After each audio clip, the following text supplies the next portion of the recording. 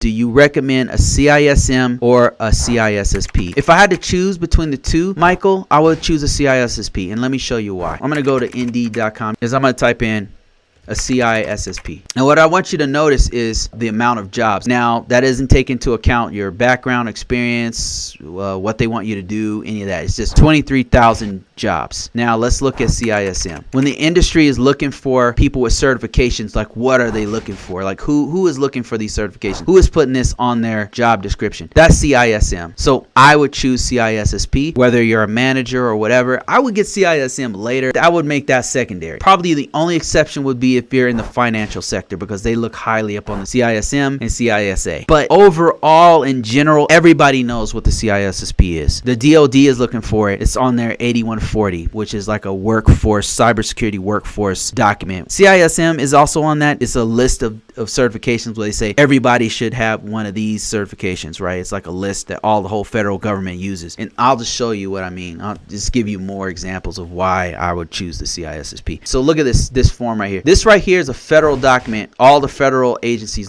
use this, and some state departments use it. I've even seen some contracting organizations use this document, even though it's exclusively used in the Department of Defense and DISA and federal government. This right here, IAT, this means Information Assurance Technical Level 1. That's like a help desk person. Level 2 is like help desk with a specialization, or like they also do networking or something like that, or maybe they do 2 or 3 different networks. Level 3 is like your high speed, high level, tier 3 type person who's gonna solve all problems, or an enclave, or specialized weapon systems or program management systems, stuff like that. But you notice that this one has CISSP. These are all professional level certs. Let me just kind of break this down. So A+ certifications are entry level certifications. CCNA security, this is an entry level certification. It's not easy, by the way. This is not an easy certification, even though it's an associate. Network Plus, easy certification. I've had all of these except for SSCP. I've had these 3 right here, actually. CCNA without the security, because I took it before they added that. And then you got tier level 2, which are pretty much the same ones, but they've added a couple certifications. They added a GSEC, which is a SANS course. And then these are professional level certifications. All of these. CASP, I heard, was super hard. CCNP, ridiculously hard. CISA, this is a professional level certification. CISSP, professional level. Now, where's CISM? Where you see it anywhere on here? You see CISSP, CISSP, CISSP. This is why